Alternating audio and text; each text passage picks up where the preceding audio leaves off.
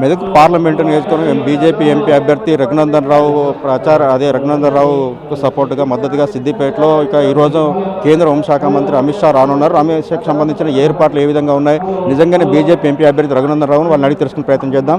ఈరోజు అమిత్ షా ప్రోగ్రాం ఎన్ని గంటలకు ఉంది, సభ ఏర్పాట్లు ఏ విధంగా నడుస్తున్నాయి? సో మధ్యాహ్నం 1 గంటకు అమిత్ షా గారు ఇక్కడికి వస్తారు గ్రౌండ్కి. 1:45 వరకు వారి స్పీచ్ ఉంటుంది. ఎండవేడి ఎక్కువ ఉన్నప్పటికీ కూడా కూలర్లు మీరు చూస్తున్నారు కదా, సరైనటువంటి రక్షణ వ్యవస్థ ఏర్పాటు చేస్తూ ఉన్నాం. సభాస్థలికి వచ్చేటువంటి ప్రజలకు ఎట్లాంటి అసౌకర్యం కలగకుండా అన్ని జాగ్రత్తలు తీసుకున్నాం, ఎండవేడిని దృష్టిలో ఉంచుకొని.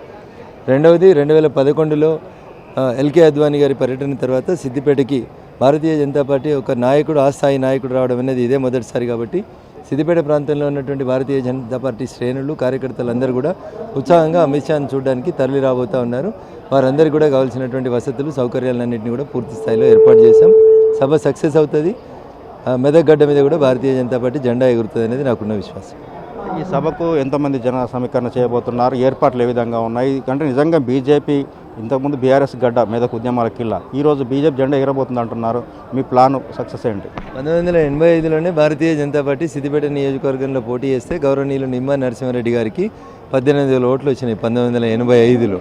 మీరేదో ఇది టీఆర్ఎస్కి అడ్డ కాదు చూపిస్తాం. భారతీయ జనతా పార్టీ మెదక్ పార్లమెంటును కైవసం చేసుకొని ఖచ్చితంగా గెలిచి చూపెడతాం. జన సమీకరణ ఇక్కడ ఈ సిద్దిపేట, దుబ్బాక, గజ్వేల్ 3 శాసనసభ నియోజకవర్గాల పరిధి నుంచి జన సమీకరణ చేస్తూ ఉన్నాం. సుమారు 30,000 మందితోటి ఈ సభని సక్సెస్ చేయాలనేటువంటి లక్ష్యంగా పనిచేస్తాం. ఎన్ని గంటలకు రాబోతున్నాం మోడీ ఇక్కడికి? మన అమిత్ షా 12 నుంచి 12:30 మధ్య వారు ల్యాండ్ అవుతారు. డయాస్ మీదకి 1 o'clock వస్తారు. మోడీ సభ కూడా ఉండబోతుంది అంటున్నారు. 30 తారీఖు నాడు ఎక్కడ ఏర్పాటు చేయాలి?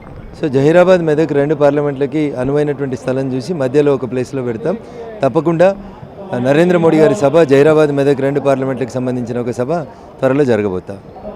అదేవిధంగా చూడొచ్చు, మెదక్ పార్లమెంట్ సభ నియోజకవర్గం సిద్దిపేటలో సభ ఏర్పాటు చేస్తున్నాం. 12 నుంచి 12:30 మధ్యలో కేంద్ర హోంశాఖ అమిత్ షా రాబోతున్నట్లుగా బీజేపీ ఎంపీ అభ్యర్థి రఘునందన్ రావు చెప్తున్నారు. అదేవిధంగా 35,000 మంది మధ్యలో ఇక్కడికి వచ్చే అవకాశం ఉంది కనుక వారికి తగ్గట్టుగా ఎండ వేడిని తట్టుకునే కూలర్స్, ఇతర సౌకర్యాలు కల్పించినట్లుగా రఘునందన్ చెప్తున్నారు. కెమెరామెన్ కరుణాకర్తో దుర్గారెడ్డి, బిగ్ టీవీ, సిద్దిపేట.